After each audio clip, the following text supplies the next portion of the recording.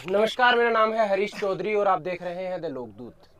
आज हम उपस्थित हैं देश के सबसे बड़े राज्य के सबसे बड़े विश्वविद्यालय राजस्थान विश्वविद्यालय में।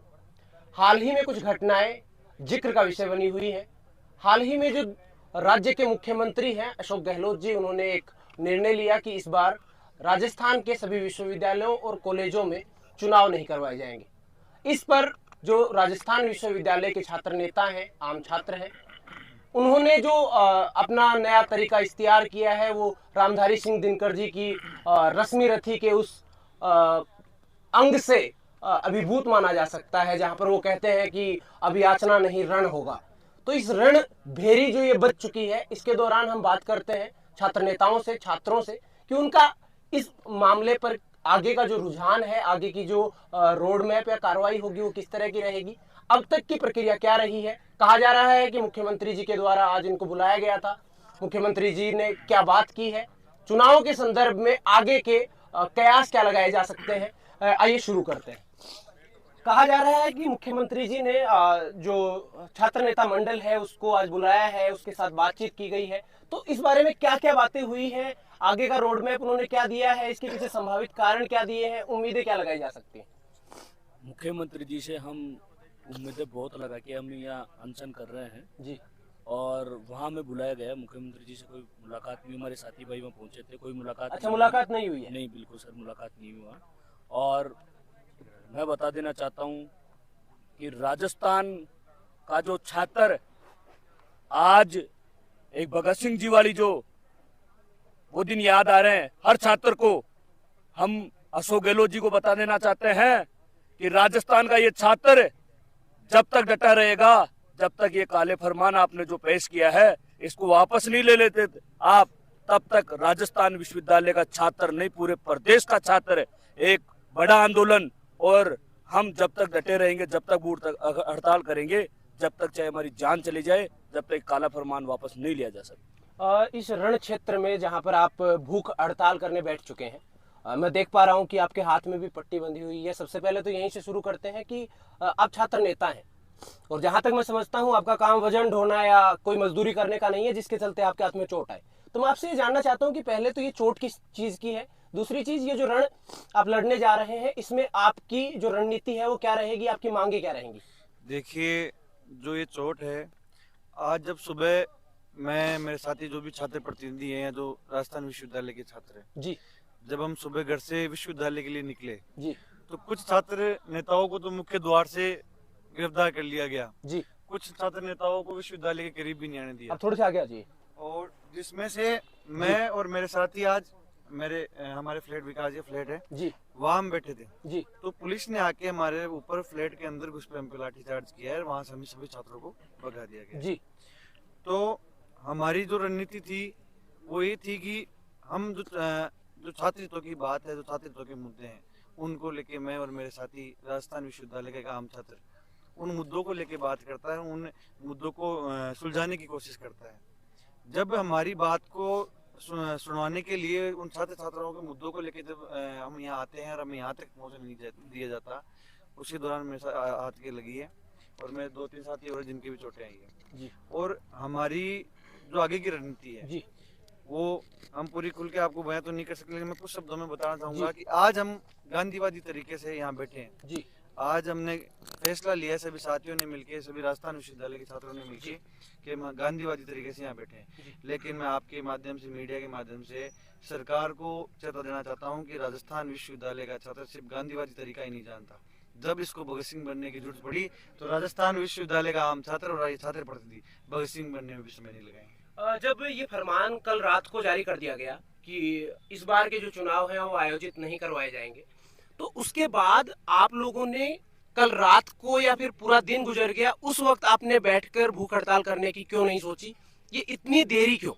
हमको एक जगह एकत्रित नहीं होने दिया। आप समझिए कि किसी के आप मकान में जाके कौन सा संविधान का अधिकार आप उनको दे दिया, पुलिस वाले अंदर जाके लाठीचार्ज कर रहे हैं। कौन सा नियम है, कौन से कानून के तहत ऐसी प्रक्रिया हो रही है, हमको आने नहीं दिया गया। अगर 2 से 3 हजार छात्र उनको गिरफ्तार कर रहे हैं, भाई यहाँ कौन से दंगे हो गए, कौन सी चीज़ हो गई, हमको बैठने को कुछ जगह नहीं मिली। अब जाके हमने सामने सबने बनाई है कि नियम बनाए कि भाई आप इसमें आओ, गांधीवादी तरीके से करो, क्योंकि ये बर्बरतापूर्ण ये लाठीचार्ज कर रहे हैं, घरों में घुस घुस के कर रहे हैं। हम कोई आतंकवादी थोड़ी, आम स्टूडेंट है जो यहाँ छात्रों की मदद करते हैं, उसके बावजूद ये ऐसी हरकतें कर रहे हैं, तो कहाँ तक ये जायज है। मैं जब कैंपस में घूम रहा था तो मैंने कुछ लोगों से इस बात के ऊपर बात करते हुए भी सुना, और उन लोगों से मैंने खुद ने भी बात की, जहां पर निकल के ये सामने आया कि पुलिस जो है वो आपके घरों पर, जो आपके निजी स्थान है, निवास स्थान है, वहां पर घुस चुकी थी। तो इस बात की ये वास्तविकता है कि वो आपके घर पर आपको डिटेन करने के लिए गई थी, आपकी गाड़ियां जब्त करने गई थी?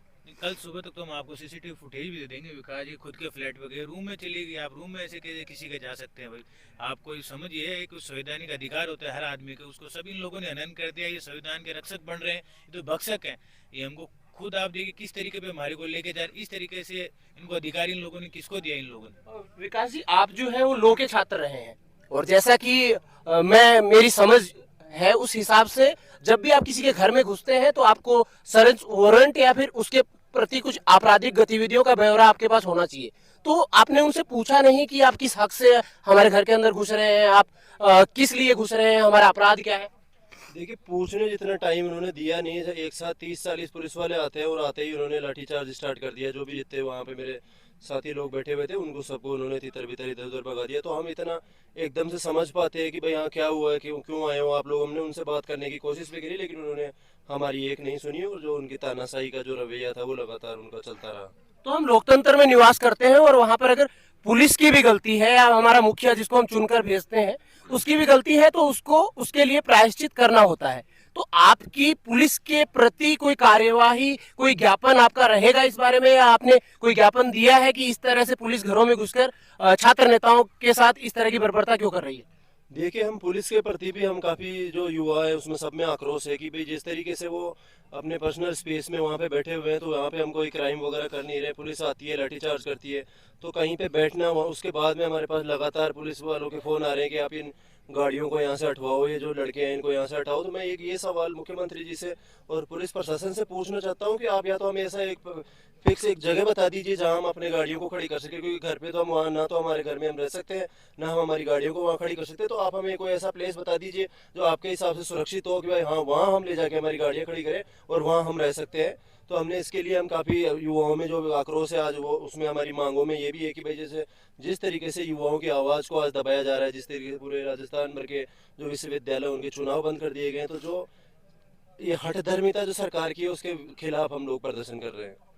ये जो विकास जी ने कहा कि हमने आगे का जो रोड मैप डिसाइड किया है वो इस तरह का डिसाइड किया, लेकिन मैं आपसे ये जानना चाहता हूँ कि पुलिस की जो बात चल रही थी, तो पुलिस के लिए एक और जो चीज कही जा रही है वो ये कही जा रही है कि पुलिस कैंपस में घुस जाती है, आप लोगों के साथ मारपीट करती है, शांतिपूर्ण जो प्रदर्शन होता है, जो अभी इन्होंने कहा कि हम गांधीवादी तरीके से प्रदर्शन कर रहे हैं, गांधीवादी तरीके के बाद भी क्या इस तरह की घटनाएं सामने आई है? और अगर आई है तो जो भूतकाल रहा है जिसमें इस तरह की घटनाओं को अंजाम दिया गया, उसमें छात्र प्रतिनिधियों का और जो आपके छात्र जो पढ़ते हैं, जो आपको चुनने के पीछे जिम्मेदार होते हैं, उनका रवैया क्या रहा? अभी जो पुलिस ने आज दिन में रवैया करा, जो हम छात्र नेताओं के प्रति जो भी यहाँ आ रहा था हमें इकट्ठा नहीं होने दिया, तो हम इस प्रशासन के भी खिलाफ और सरकार के खिलाफ भी यहाँ बैठे हैं कि हमारे छात्र संघ चुनाव करवाएं। और जो भी ये तानाशाह प्रशासन है उनके आदेश पे चलता है, या अपनी मनमानी जो अपनी द्वेष की भावना है वो हम पे थोपता है, जो भी इनका एग्रेशन है हमारे ऊपर निकालता है, वो ना निकाले। इन प्रशासन पे भी कार्रवाई हो और हमारे चुनाव पे ध्यान देते हुए टाइम पे डेट निकाल के सब छात्र नेताओं ने संघर्ष किया है। अगर सरकार को चुनाव नहीं करवाने थे तो हमें टाइम से सूचित करते।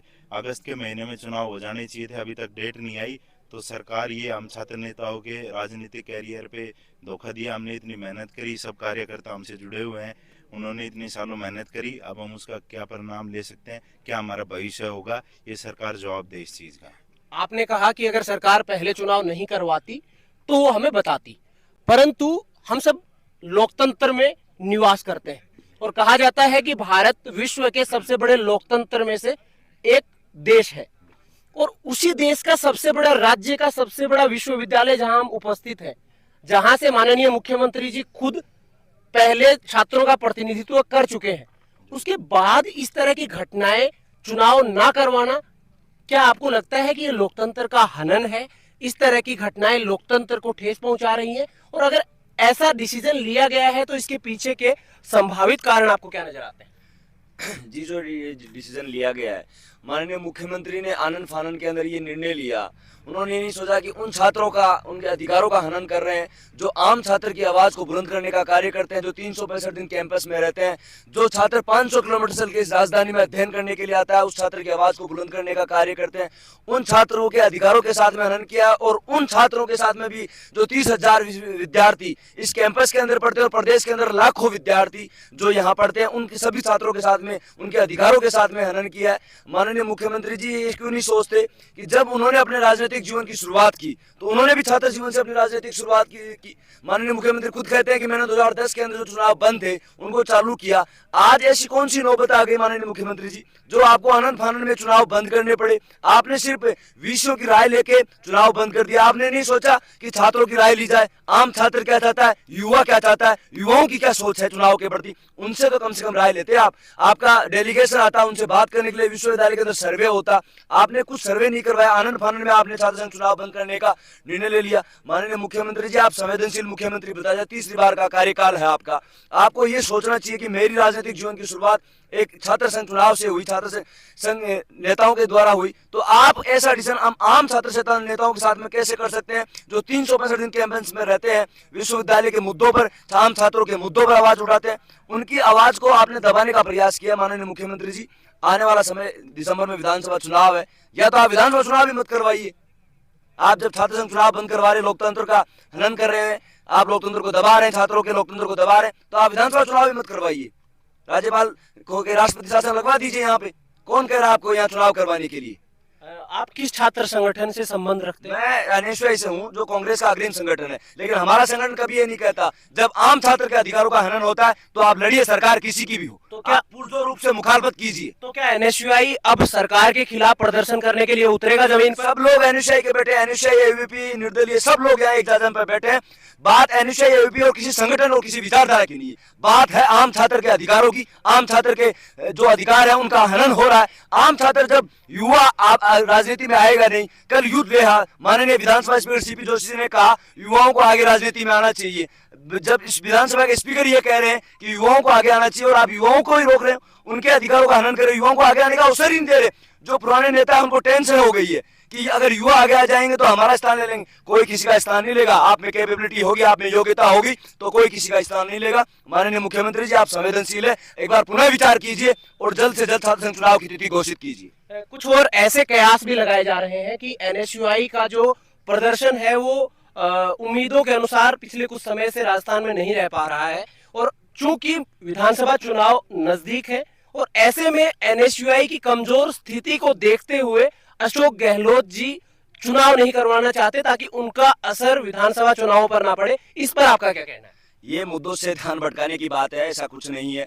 एनएसयूआई के जो बागी हैं वो चुनाव जीतते आ रहे हैं, या एनएसयूआई के जो लोग हैं वो जिन पोजीशनों पर रह रहे हैं, जिन विश्वविद्यालयों के अंदर वो रह रहे हैं, सेकंड पे रह रहे हैं, थर्ड पे रह रहे हैं, या एक नंबर पे रह रहे हैं, तो ये सिर्फ मुद्दों से बरगलाने की बात है, ऐसा कुछ नहीं है। संगठन कैसा भी हो, विचारधारा कैसी भी हो, जब आम छात्र किसी छात्र की मदद करता है तो वो ये नहीं देखता कि वो एबीपी की विचारधारा का है या एनएसयूआई की, एसएफआई की विचारधारा का है। जब वो मदद करता है आम छात्र की, छात्र नेता, तो ये सोचता है कि वो आम छात्र है और इस विश्वविद्यालय में पढ़ने आया है, अपनी मदद की गुहार आम छात्र नेता के पास में करता है। तो निश्चित रूप से इस सोच को सकारात्मक पहलू के अंदर देखना चाहिए माननीय मुख्यमंत्री जी को, तो प्रदेश के तमाम नेताओं को इस बात को लेकर माननीय मुख्यमंत्री से निवेदन करना चाहिए कि छात्र संघ चुनाव होने चाहिए। निश्चित रूप से युवाओं को आगे आना चाहिए। जब एक दो बड़े संगठन ये कहते हैं कि युवाओं को हम आगे लाना चाहते हैं, युवाओं को, आप युवाओं को कहाँ आगे ला रहे हैं?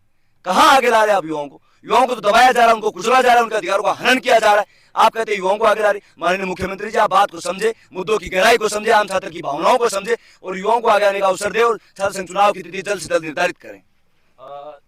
जो रीजन दिया गया, कारण जो दिया गया मुख्यमंत्री जी के द्वारा कि लिंगडो कमेटी जो है उनका हनन किया जा रहा है, जो विधायक और एमपी के चुनाव होते हैं उतना पैसा करोड़ों में छात्र नेताओं के द्वारा विश्वविद्यालय के चुनाव में लगा दिया जाता है, और इस कारण को देते हुए उन्होंने इस बात की आधारशिला रखी कि इस बार के चुनाव को निरस्त कर दिया जाए।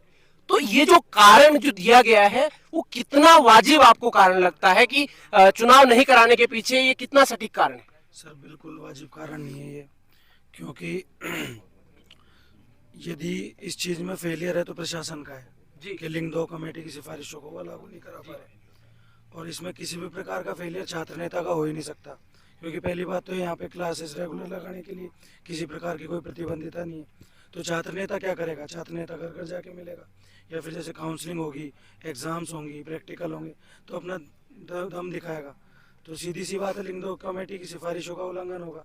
या तो आप अपने प्रशासन को इस तरीके से सुदृढ़ कीजिए कि वो लिंगदो की सिफारिशों की लागू करा पाए, या फिर आप किसी भी छात्र नेता को दोष नहीं दे सकते इस चीज़ के लिए। आज जो है वो NSUI के जो प्रदेशाध्यक्ष हैं अभिषेक चौधरी जी, मेरे सुनने में आया कि वो भी आपके कैंपस में आए थे, तो उनके साथ आपकी क्या बातचीत हुई? उन्होंने क्या आपको कुछ बताया कि उनकी बातचीत उनसे हुई है, नहीं हुई है?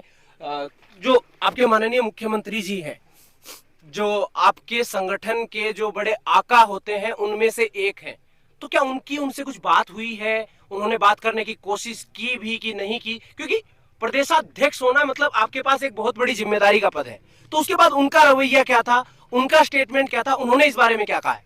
उन्होंने हमारे को यही कहा है कि हम माननीय मुख्यमंत्री साहब से एक निवेदन कर रहे हैं, छात्र संघ चुनाव हो, क्योंकि मुख्यमंत्री जी ने न कोई सर्वे करवाया, न कुछ वो करवाया। ये सारी कुलपति, जितने भी कुलपति हैं, उनके द्वारा जो भी उनकी रिपोर्ट भेजी गई, उनके आधार पर छात्र संघ चुनाव पर रोक लगाई गई है। न कि किसी आम छात्र से पूछा गया, न किसी उससे पूछा गया। प्रशासनिक अधिकारियों में कुलपति की गिनती की जा सकती है, और लोकतंत्र अपने आप में जनता के शासन के द्वारा परिभाषित होता है। तो ऐसे में वीसी कैसे लोकतांत्रिक प्रक्रिया के घटित होने को परिभाषित करेंगे? वो कैसे निर्धारित करेंगे कि चुनाव होने चाहिए कि नहीं होने चाहिए? ये वीसी के द्वारा ही रिपोर्ट दी जाती है कि एग्जाम करवाना, टाइम टेबल, रिजल्ट देना, ये सारी नेगेटिव रिपोर्ट हमारे भेजी गई है। अच्छा, एग्जाम आपकी बात ठीक है, वो शैक्षणिक स्तर का मामला है, परंतु आप जो छात्र नेता होते हैं, जो आम छात्र की आवाज को उठाते हैं, जब एकेडमिक्स में या किसी भी तरह की प्रशासनिक दिक्कत आती है, तो उस समय पर छात्र जो है वो आपकी तरफ आस की नजरों से देखता है। यानी आपकी जो बॉडी होती है, स्टूडेंट बॉडी होती है, वो अपने आप में कहीं ना कहीं स्वतंत्र बॉडी होती है। तो मैं आपसे ये जानना चाह रहा हूं कि प्रशासनिक अधिकारियों के द्वारा दी गई रिपोर्ट से ये कैसे निर्धारित होगा? या तो स्टूडेंट्स के बीच में कोई सर्वे किया गया हो, क्या इस बारे में उन्होंने कोई सूचना आपको दी है कि स्टूडेंट्स से कोई सूचना ली गई है? आपके जो प्रदेशाध्यक्ष थे, अनेक जो संगठन आपके एबीवीपी, एनएसयूआई, एसएफआई, जो भी आपके छात्र संगठन है, तो ये रिपोर्ट नहीं ली गई, तो ये किस बात के आधार पर निर्धारित कर लिया गया कि गिरती हुई रैंक या फिर गिरता हुआ शैक्षणिक स्तर जो है उसके चलते चुनाव निरस्त किए जा रहे हैं? ये पुलिस प्रशासन से रिपोर्ट ली गई है कि अभी छात्र नेता मनमानी करते हैं, गाड़ियां लेके आते हैं, ये करते हैं, वो करते हैं। यहाँ पर छात्र नेता अगर नहीं हो तो पूरे जो भी गांव से जितने भी आते हैं, प्राइवेट जितने भी आते हैं, यहाँ पे एडम ब्लॉक में सारे काम होते हैं। जहाँ अगर छात्र नेता नहीं हो यहाँ पे तो उनकी कोई मदद नहीं हो। एक दिन में दूसरे दिन आओ, तीसरे दिन आओ, ये इनके द्वारा जवाब दिया जाता है। तो इस तरह की जो लापरवाहियां हैं ये निसंदेह लंबे समय से चल रही होंगी। तो मैं आपसे ये जानना चाहता हूं कि आपके इस दिशा में पहले के कदम क्या रहे, और अब जब आप यहाँ धरने पर बैठ चुके हैं तो इसमें आप अधिकतम किस सीमा तक जाएंगे अगर आपके चुनाव नहीं करवाए जाते? देखिए, हमारे जीवन का सवाल आप ये तो आप पूछ रहे हैं हम किस हद तक, किसी भी हद तक जा सकते हैं। हमको मरना पड़ा तो मरेंगे भी, इसके बाद हमारे क्या, हमने हमारा जीवन आज तक का छात्र सेवा में लगा दिया, या तो हमारे को दूसरा बताएं कि आपके पास में ये रास्ता है, आप ये कीजिए। तो अब इसमें अब बचा क्या? अब इन लोगों ने छात्र संघ चुनाव के लिए मना कर दिया। अभी तो गांधीवादी तरीके से प्रदर्शन कर रहे हैं। अगर ये नहीं मानते तो उग्र प्रदर्शन करेंगे और आत्मदाह करेंगे, क्योंकि मारने को तैयार नहीं है, अपनी मनमानी लग रहे हैं। आप एक बात समझिए, बच्चा दूर दराज से, गांव डांड से बच्चा के आगे पढ़ता है, आप उसके हालात अगर देखिए, अगर वो हम लोग यहाँ नहीं होना, उनको यहाँ दर दर की ठोकरें खानी पड़े, जो काम एक दिन में वो काम 10 दिन में करे। हम लोगों के होने के बावजूद भी वीसी का अटेंडेंस उठा के देखिए, कितने दिन ये यहाँ बैठता है, कितने दिन यहाँ टीचर बैठते हैं। आपके रैंकिंग गिरना एक कारण हो सकता है चुनाव नहीं कराने का। आप इनसे पूछिए कि रैंकिंग किस बेसिस पे डिसाइड होती है? रैंकिंग यहाँ की एक्टिविटी से डिसाइड होती है, आपके एलुमनाई से डिसाइड होती है, आप कितने बच्चे आपकी यूपीएससी में जा रहे हैं, आरपीएससी में जा रहे हैं, उनसे डिसाइड होती है। हम लोगों ने ऐसा कौन सा करते कर दिया कि जिसको आप ये माध्यम लगा के चुनाव नहीं करा रहे? आप बताइए तो हमने कौन सा करते कर दिया ऐसा? आप इन लोगों के करते हम हजार गिनाते जिनके कारण इस यूनिवर्सिटी की रैंकिंग गिन रही है।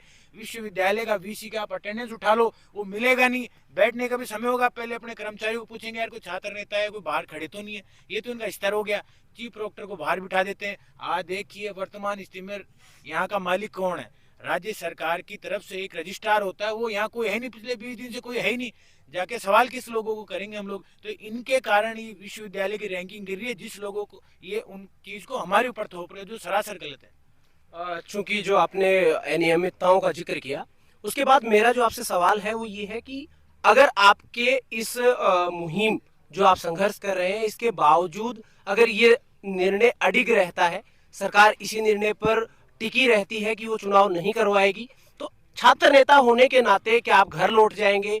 आपका छात्रों की सहायता के लिए, जैसे इन्होंने बताया कि अनेक प्रशासनिक अधिकारी उपलब्ध नहीं होते हैं, उनका काम नहीं होता है, तो आपके जो एक्शन होंगे वो अगर चुनाव नहीं होते उसके बाद किस तरह से रहेंगे?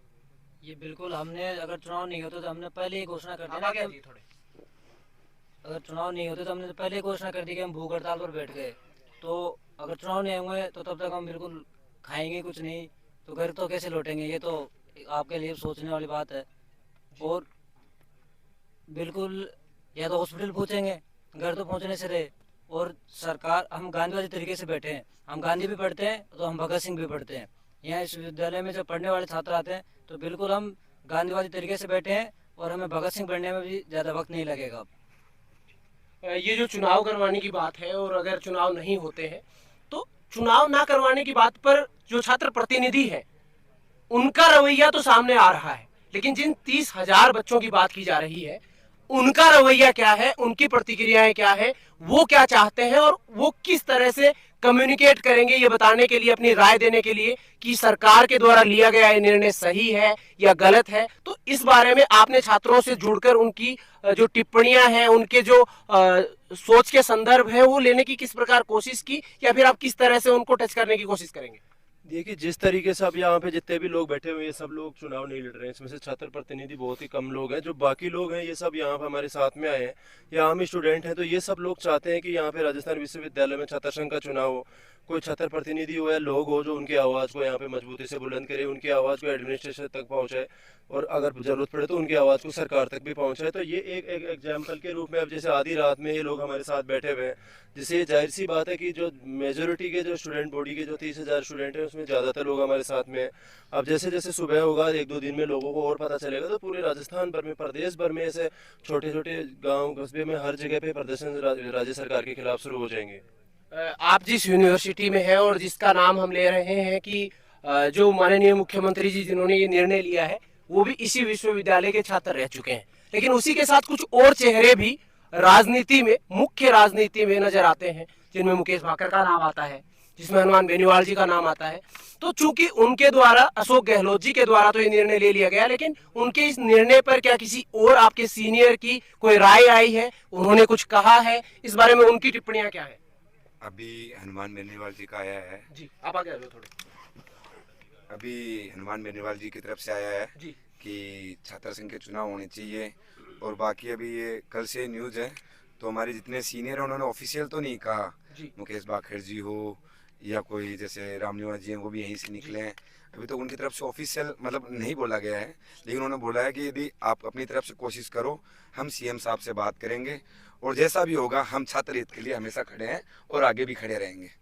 तो जिस तरह से गाड़ी में से उन्होंने ये बयान दिया है, और वो बयान जो है वो बहुत अच्छे उम्मीदें नहीं दे रहा है, वो बयान साफ साफ दर्शाता है कि मुख्यमंत्री बिल्कुल इस मूड में नहीं है कि वो चुनाव इस बार आयोजित करवाएं। तो आपको क्या लगता है कि इस वार्ता से कुछ हल निकलने की संभावना है? आपके इन संघर्षों से कुछ हल निकलने की संभावना है? इस बारे में आपकी राय क्या है? देखो, मैं आपको बता दूं कि मुख्यमंत्री जी ने जो बोला है, मतलब वीसी साहब से, इन जितने लोगों से भी पूछ के बोला है, तो हम हमारी बात यहाँ गांधीवादी तरीके से बोल रहे हैं। धीरे धीरे हम इस आंदोलन की रूपरेखा आगे बढ़ाएंगे, तो सीएम साहब को ये भी पता लगेगा कि वीसी साहब गलत बोल रहे थे, और यहाँ का जो आम छात्र है, विश्वविद्यालय का जो छात्र है, इस राजस्थान के अंदर 450 को सरकारी कॉलेजेस है, उनके हर कॉलेज के अंदर जितने भी छात्र नेता छात्र है वो कल प्रदर्शन करेंगे। तो सीएम साहब को इस बात का पता लगेगा, बोला कि छात्र नेता और छात्र हमारे खिलाफ है, तो बिल्कुल इस निर्णय को बदलेंगे और चुनाव को वो कराएंगे। तो ये है इनके रोड मैप की कहानी कि ये किस तरह से गांधीवादी तरीके से प्रोटेस्ट करते हुए आगे की रूपरेखा को तैयार करने में जुटे हुए हैं, और ये इस उम्मीद के साथ यहाँ पर बैठे हैं कि इनके संघर्षों का नतीजा निकलेगा, चुनाव होंगे। देखते हैं किस तरह से चुनाव का नतीजा निकलता है, इनके जो संघर्ष है वो चुनाव की तरफ बढ़ पाते हैं या चुनाव जो है वो ना कराए जाने के निर्णय पर सरकार अड़िग रहती है। इसी तरह की और अपडेट्स के लिए देखते रहिए द लोकदूत। शुक्रिया।